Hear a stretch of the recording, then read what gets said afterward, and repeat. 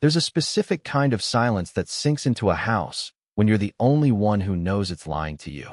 It was 8:03 p.m. when I started pacing. Not because I was anxious, I was past that. I had gone full forensic mode. Every drawer in the bathroom was slightly open. Her curling iron was still warm. The perfume bottle was turned sideways, which she never did. And the toothpaste cap was left off. She only does that when she's distracted. You think I'm being dramatic? I used to think so too. Until I saw his reflection in the chrome of her passenger side mirror when she pulled out of the driveway. Let me back up. Not for your sake, but for mine. She told me it was a girls' night. It's just Sarah and Mads. Maybe Megan. Wine, gossip, nothing crazy. Don't wait up. And then she smiled, not a guilty smile. That's what killed me. It was practiced, polished, like she'd been rehearsing it. And I wanted to believe her. God help me, I did. But when I walked past the front window, something made me look. I never do. But tonight I did. That's when I saw him. Passenger seat. Baseball cap pulled low. Arm out the window. And he gave me a look, not like he didn't know I was watching. Like he wanted me to. I didn't say anything. I just sat on the floor in the hallway for a while, staring at the front door like it was going to confess to me. I had a million thoughts, but only one message left my phone. Hope you and he are having fun. No punctuation. No emojis. Just cold. 10 minutes later, the front door slammed. Not opened. Slammed. She was back, breathless. Her shoes were still in her hand. And she looked terrified. Not like I caught her cheating. Like I caught her plot. And that's when I realized. This wasn't just a lie. It was a setup. I didn't say anything right away. I just stared at her. She stood frozen in the entryway like she'd walked into the wrong house, holding her shoes like they were evidence. Her keys were still dangling from one finger, and her phone was clutched so tightly in her hand I could see the white of her knuckles from across the room. She tried to speak, but no words came out. Just a shaky breath and a strange glance toward the stairs, like she was already calculating what she'd say once she was safely behind a locked bathroom door. That's her thing. When she's cornered, she disappears into the bathroom like it's a panic room, and I'm the threat. But tonight, I didn't let her escape. What happened to wine and gossip? I asked, my voice steady. Not angry, just tired. I wasn't even looking at her when I said it. I was watching the hallway mirror behind her. And for a split second, I thought I saw movement behind her shoulder. My heart jumped. But there was nothing. Just my imagination turning shadows into phantoms again. She finally forced a smile. Babe, what was that message? Seriously, that was messed up. I nodded slowly, still not making eye contact. Who was in the car with you, Riley? She blinked. Hard. The kind of blink people do when they're trying to reboot their entire brain. What are you talking about? I leaned back against the wall, arms crossed, my eyes now fixed on hers. I saw him. In your mirror. Baseball cap. Passenger seat. He looked right at me. Her lips parted, but no sound came out. She opened her mouth again, then closed it. And then she did something I hadn't expected. Something that scared me more than a confession would have. She laughed. Not loud. Not even like she found something funny. It was more like a nervous reflex. The kind of laugh you let out when you're backed into a corner and have no idea what to say, so your body fills the silence for you. You're being ridiculous, she whispered. I was alone. And maybe I would have believed her, if it weren't for one small, stupid detail. When she took a step forward, her hoodie shifted. Something fell out of the front pocket and hit the floor with a soft clink. A disposable vape. She doesn't vape. Never has. Hates it. Claims the smell gives her migraines. We both stared at it, like it was a grenade someone had casually dropped between us. She didn't reach for it. She didn't even flinch. I did. I picked it up, turned it over in my hand. Mint. Still warm. Still used. And just faintly, smelled like cheap cologne. The room felt like it lost all its air. Whose is it? I asked, even though I already knew. She looked me dead in the eyes and said the boldest lie I've ever heard from her lips. It's yours. I laughed this time. Not a nervous laugh. Not a scared one. It was the kind of laugh that leaks out when your heart's breaking and your brain doesn't know how to handle it. Because I don't vape either. I don't even let people smoke in my car, let alone in my house. So either someone had been close enough to her to drop this in her pocket, or she had brought it back from wherever she'd just come from. I took a deep breath, tossed the vape onto the coffee table, and said quietly, I'm going to ask you again. Who was in the car? She just stood there, silent. And then, like something inside her snapped, She turned around and walked up the stairs. No words. No explanation. Just vanished into the bathroom. The lock clicked. And all I could do was sit there, staring at that damn vape. But here's where it gets worse. Because 5 minutes later, I went to check the outside security cam footage. Not to catch her, not to accuse her. Just to see what I saw, to prove to myself I wasn't going crazy. But the file was gone. Deleted.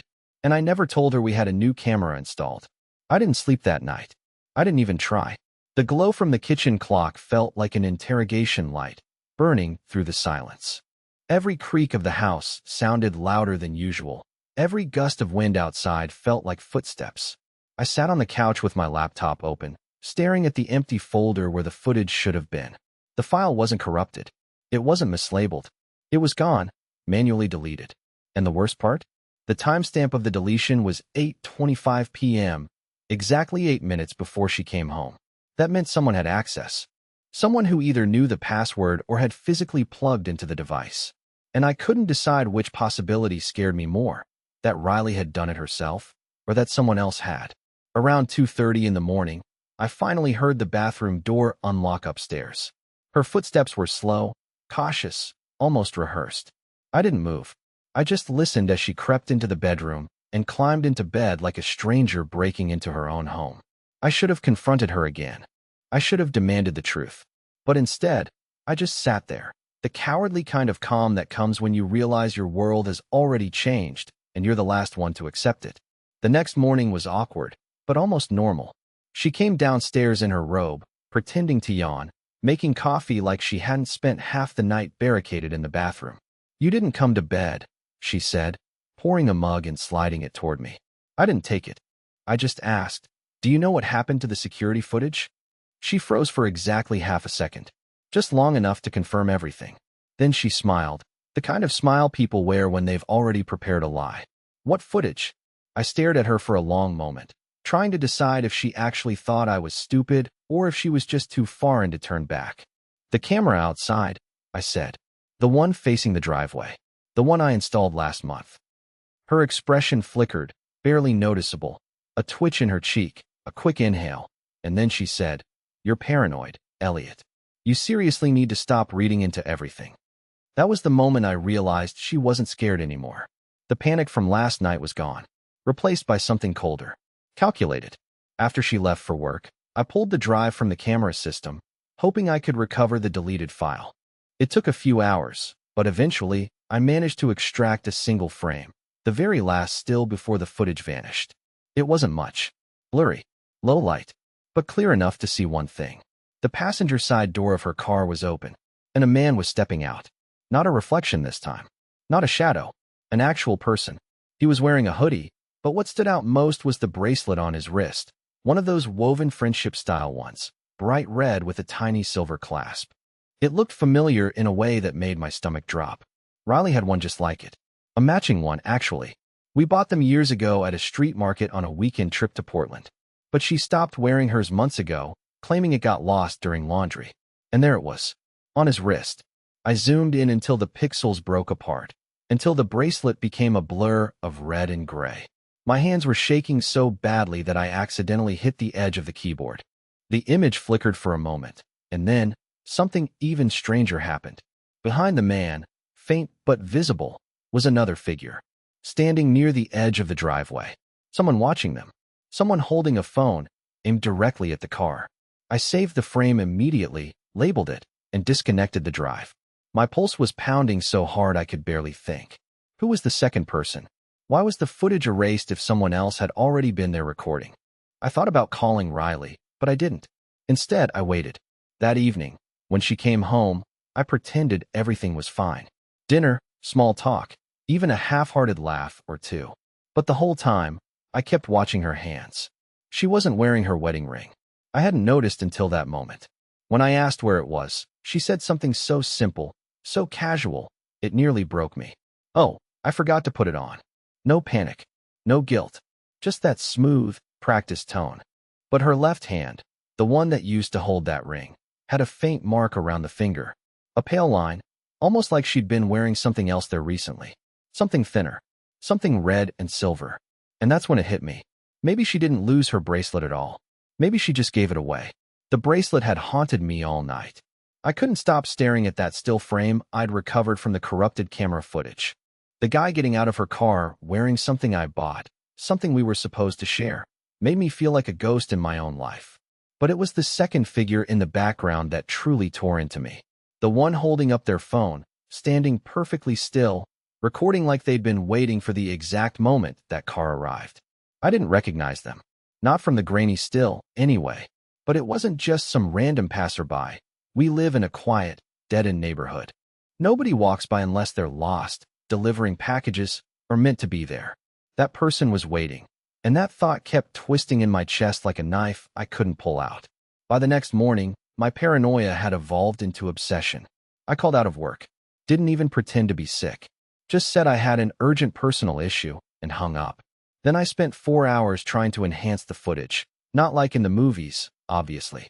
I wasn't trying to zoom in until I could read a license plate off a grainy JPEG. I just wanted something. A logo on a hoodie. The shape of a face. A movement I could recognize. Anything. But instead of answers, I got something else. At 11:48 a.m., I got a text from an unknown number. No name. No contact photo. Just a single message. You should ask her who picked her up last Thursday. Not last night. Thursday. The red hoodie wasn't the first time. My blood ran cold. I didn't know who this person was, how they got my number, or how they even knew what I'd seen. The message wasn't threatening. It wasn't cruel. It was precise. Like someone who knew they'd only get one shot to rattle me, and they hit the bullseye. I stared at the message for a long time. Then, before I could even process it, another message came through. No words this time. Just a video file. It was short, only 19 seconds long. Taken from inside a parked car, like the person had been watching from across the street. I could see my wife, Riley, walking out of what looked like a gas station at night. She was laughing, giggling actually, but she wasn't on her phone. She was walking toward a car that wasn't hers. And the guy waiting in the driver's seat? Same red bracelet. Same hoodie. The video ended as she got into the car and leaned in toward him. Not for a hug. Not in a just friends kind of way. She kissed him on the cheek, close to the mouth. Familiar. Comfortable. Like it wasn't the first time. Like it was routine. I stared at the screen, trying to breathe. I replayed it over and over, hoping that maybe she was whispering something. That maybe I'd misread it. That maybe I could lie to myself again. But I couldn't. Because when she leaned in, I saw her hand on his thigh. Not his arm. Not his hand. His thigh. This wasn't just a flirtation. This wasn't emotional distance or a rough patch or even a regrettable one-night mistake. This was a second life. One she was carefully building outside of mine. I finally responded to the number. Who are you? No answer. I tried calling. It rang once and then went straight to voicemail. The number wasn't even listed. Burner phone, probably. Or encrypted. I don't know. I'm not tech-savvy enough for this. But whoever they weren't trying to blackmail me. They weren't asking for money. They didn't gloat. They just wanted me to see. And the worst part is, part of me was grateful. Grateful to a complete stranger for handing me proof I wasn't insane. That the coldness in our house wasn't just in my head. That I wasn't unraveling for no reason. But it also meant I had to face it. Really face it. Because if she had lied last Thursday, and she had lied last night, then how many other nights had she vanished into someone else's car? And even worse, who else knew?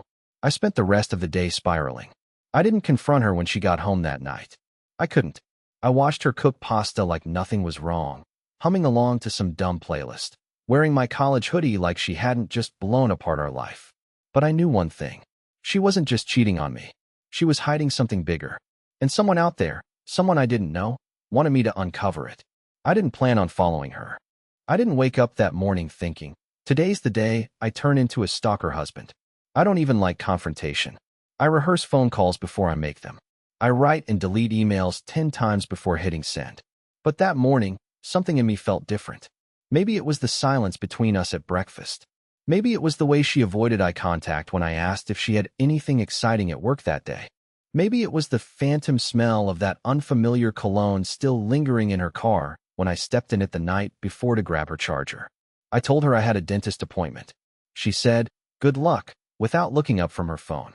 I waited exactly 4 minutes after she pulled out of the driveway. Then I grabbed my keys, took the back exit onto Oakwood, and followed at a distance. I wasn't proud of myself. It felt disgusting. I kept rehearsing what I'd say if she spotted me. Coincidence. Forgot something. Gas station run. But she didn't look back. Not even once. Her job is downtown, or that's what I believed. Marketing firm. Open office. Plants on desks. Happy hours with coworkers named Jess and Evan. That's how she's always described it. I've never been there. Never needed to be. I trusted her. Or at least I did when reality was still linear. But she didn't drive downtown. She took a turn off the interstate and headed toward a part of the city that I always associate with vacant storefronts, half-built apartment blocks, and signs promising coming soon that never actually come. She parked behind a two-story beige building with no signs. Just smoked windows, a steel door, and a cracked security camera that looked like it hadn't worked since 2014. I parked a block away and walked, trying not to breathe too loud, heart hammering so hard I was worried it would echo off the concrete. She knocked twice. Waited. The door opened, and she was let in by someone wearing all black, tall, clean-cut, and definitely not Evan from marketing. The door closed behind her. I waited. 15 minutes. Then 20. My palms were sweating. I considered turning back, telling myself it was all a misunderstanding, that this was some side project or co-working space she forgot to mention. But something told me I wasn't just following a lie. I was standing on the edge of a second life. At the 27-minute mark, a delivery truck pulled up. I ducked behind it, using the moment to get closer. As the driver rolled up the gate, I pretended to tie my shoe, glancing at the steel door just in time to see it open again, but not for Riley. For someone else. Someone I recognized immediately. It was the man with the red bracelet. Hoodie off now. Short, messy blonde hair. Confident posture. And a tattoo on his collarbone. Something dark and faded I couldn't make out. He lit a cigarette, checked his phone, and laughed at something. Then, without warning, he looked straight in my direction. I flinched so hard I almost toppled over. But he didn't seem to recognize me. Or maybe he did and didn't care. He took one last drag, flicked the cigarette into the gutter, and walked back inside.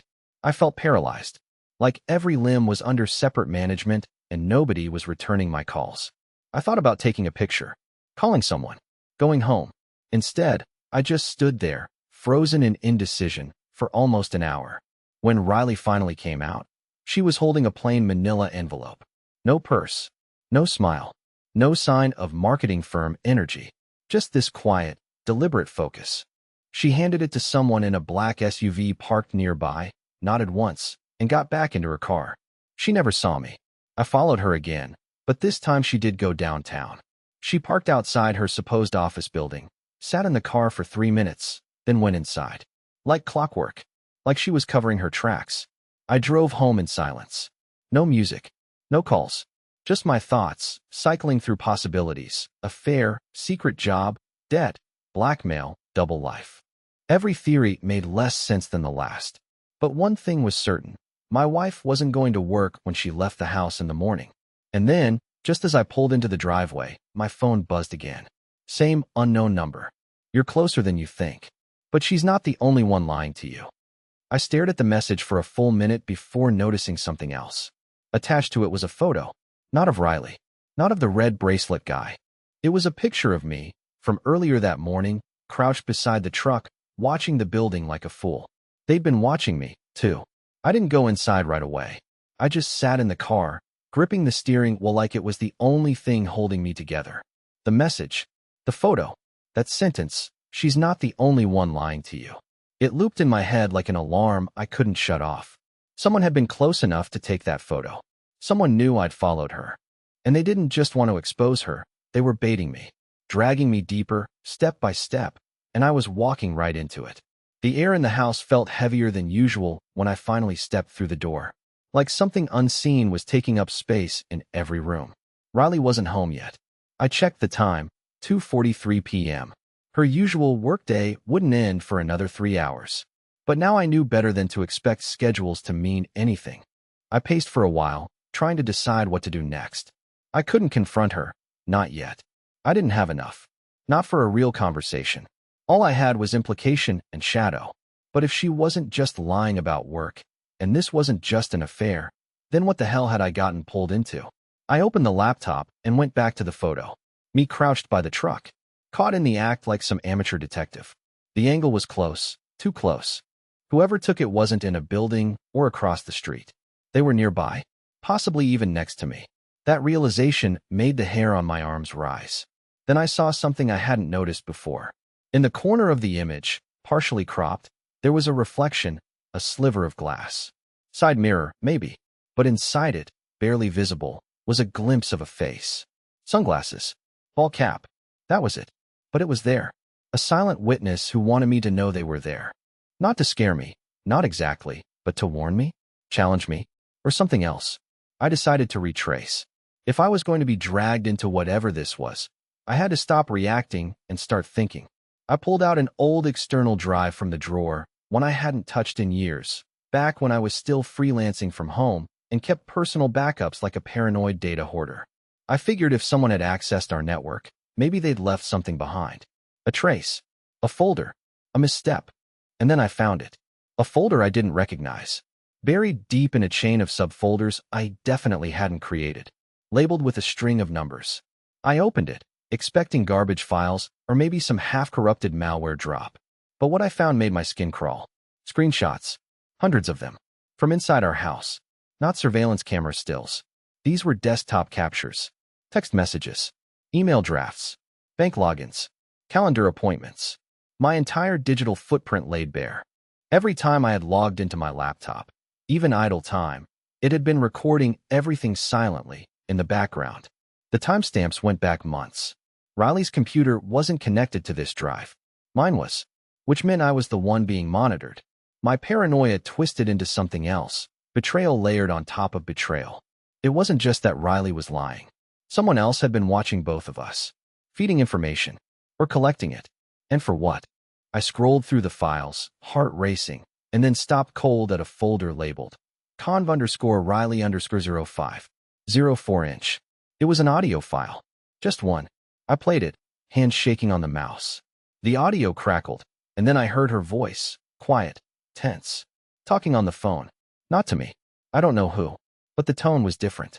Calculated. He's starting to ask questions. No, I haven't told him. I won't. Not unless you say so.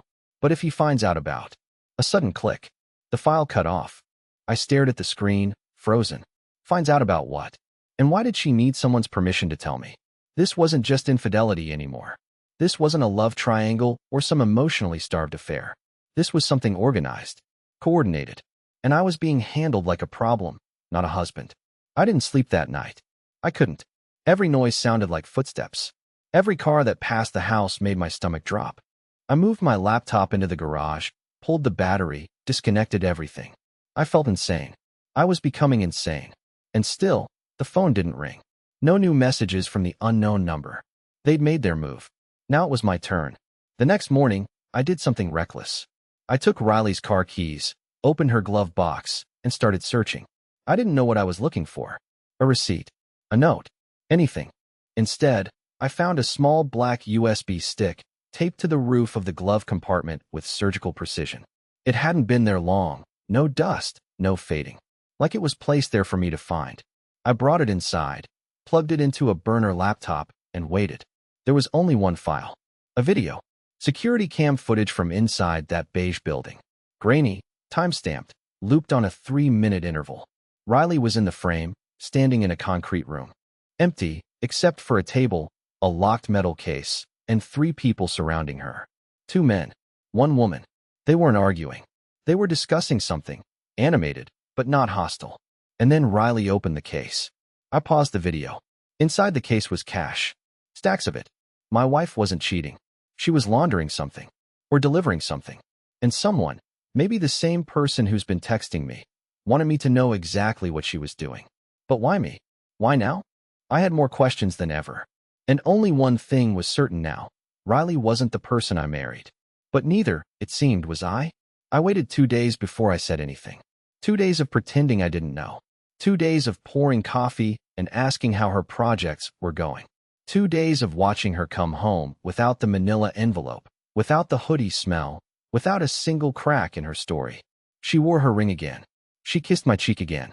She watched our dumb crime documentaries with perfect commentary, even though now I couldn't tell if she was enjoying it or analyzing it for flaws. I didn't know what I was waiting for. Maybe I thought the missing piece would just fall into place. Maybe I thought the person texting me would reach out again. But no new messages came. No threats. No explanations. No digital breadcrumbs.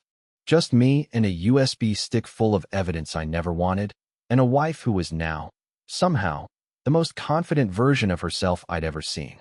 Calm, energized, focused, like whatever secret she was keeping was feeding her from the inside. I couldn't take it anymore. On the third night, after dinner, while the dishwasher hummed behind us and the TV played muted in the background, I finally said it. No dramatics. Just the truth. I know about the building. I followed you. I saw you hand off the envelope. She didn't freeze. She didn't gasp. She didn't look scared. She just set her wine glass down and tilted her head the way she does when she's trying to decide if something's worth engaging with. Okay, she said. Just that. No explanation. No lies. Just okay. I was the one who panicked. That's it. No excuses. No fake story. You're not even going to pretend? She leaned back in the chair, crossing one leg over the other. Her robe slid slightly, revealing a tiny scar on her thigh I'd never noticed before. It caught me off guard, and she saw it. How distracted I was by something so stupid in the middle of all this. She smiled, and not kindly. Do you really want to know, Eliot? Or do you just want to keep playing detective because it makes you feel less pathetic? It was a punch I didn't expect. I opened my mouth, but she wasn't done. You've been spiraling for months. Watching me. Reading into every sock I leave on the floor. You think I haven't noticed the camera you installed? The tracker app you forgot to hide properly? You think you're subtle, but you're not. You're desperate. And that's what makes you dangerous. She stood up, walked to the sink, and rinsed her glass without looking at me. You think you caught me in something. But you didn't. You stumbled into a room you were never supposed to see, and now you're panicking because you realize the floor doesn't exist anymore. I was shaking. I couldn't tell if it was anger or fear. What's in the building, Riley? Who are those people? What are you delivering? I saw the case. She dried her hands slowly and finally turned around. I'm not answering that. Why not? Because you still think this is about you. That sentence destroyed me. Not because it was cruel, but because it was true. I had made this about betrayal, about a broken marriage, about emotional loyalty and honesty.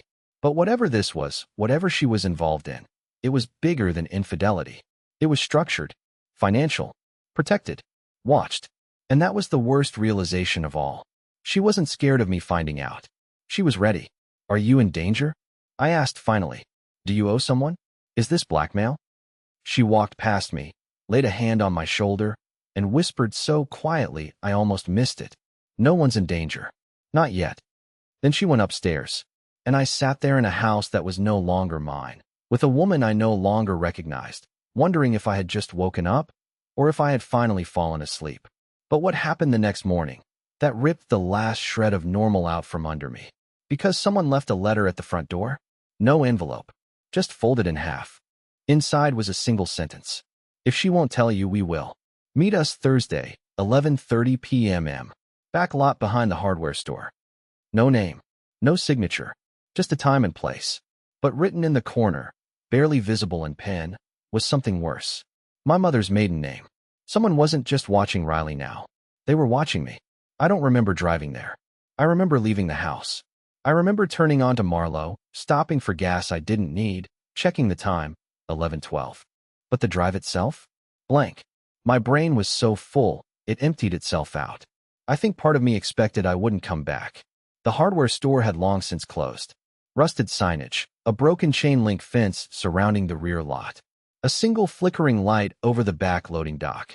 The kind of place that looked like it belonged in the background of a crime scene photo. And maybe, if this had gone differently, it would have been. I parked out of sight and waited. At exactly 11:30, headlights appeared. A gray sedan. Tinted windows. It pulled in without urgency. Quiet. Precise. Then the passenger door opened. And out stepped Sarah, Riley's oldest friend. Maid of honor at our wedding. Wine night Sarah. Yoga class Sarah. The same Sarah I'd been told was on a wellness retreat in Arizona last week. She walked toward me slowly, hands out like I was a wild animal. Hey, she said gently. Before you freak out, I need you to listen. I didn't move. I didn't speak. I just nodded once. Another person got out of the car. One of the men from the video, the red bracelet guy? But now, in daylight, or whatever this flickering sodium bulb counted as light, I saw it wasn't a bracelet. It was a medical alert band. Sarah turned to me. Eliot, this is my brother. His name's Jonah, and he's not part of anything dangerous. Neither is Riley. But I know how this looks, and I'm sorry you had to learn about it this way. I didn't know what to say. My jaw clenched. I think I managed a quiet, "What is this?" She exhaled. It's a project. Technically illegal, sure, but not criminal. Not in the way you think. It's off-the-record healthcare. For people in transition. Survivors. People trying to disappear from abusers, debt collectors, cartels, even corrupted systems. Riley's been helping us fund it. My chest tightened. With what? Private donations. Anonymous ones. She delivers the cash from shell donors so we don't leave a digital trail. You think it's laundering, it's not. It's protection. We use dead businesses, fake front offices, burner devices, the whole thing. It's messy, but it keeps people safe, including my brother. Jonah stepped forward then, slowly. His voice was soft, strained. Your wife, she saved my life. I don't know what you saw, but she's not lying to you to hurt you. She's lying to keep you clean. I was quiet for a long time. Everything in my brain wanted to reject it. It sounded like a cover story, like something out of a show. But then I remembered the way Riley didn't panic, the way she looked stronger, the way she said, "Not yet," when I asked about danger. It wasn't a threat. It was a shield. And it all began to fall into place. Sarah handed me a sealed envelope. This is for you. It'll explain more. You don't have to forgive her. But if you do, talk to her first. Don't confront. Just ask. They left after that. No dramatics. No chase. Just like they'd arrived. Quietly, precisely, and with a kind of calm that made me realize how long I'd been panicking. I opened the envelope when I got home. Inside, a letter. From Riley. No tears, no begging. Just the truth. She told me everything. From the first time she got involved with Sarah's operation, to the people she'd helped, to the reasons she couldn't tell me. Not because she didn't trust me, but because trust would have made me liable. And she wasn't willing to risk me being pulled into something she knew could collapse at any moment. She ended the letter with this. I didn't marry you so we could be partners in crime. I married you so you could keep being good, while I did what needed to be done. But if you want to walk away, I'll never blame you. If you want to stay, I'll tell you everything. No more hiding. No more lies. But only if you choose it. That next morning, I sat at the table. Riley came down the stairs, quiet, bracing for war. But I just slid the letter back across the table. I want in, I said. She didn't cry. She didn't collapse. She just smiled, real this time. Not rehearsed. Not mechanical. Just a person relieved to stop pretending. We talked for hours. And for the first time in months, I didn't feel like I was losing her. I felt like I was finally meeting her.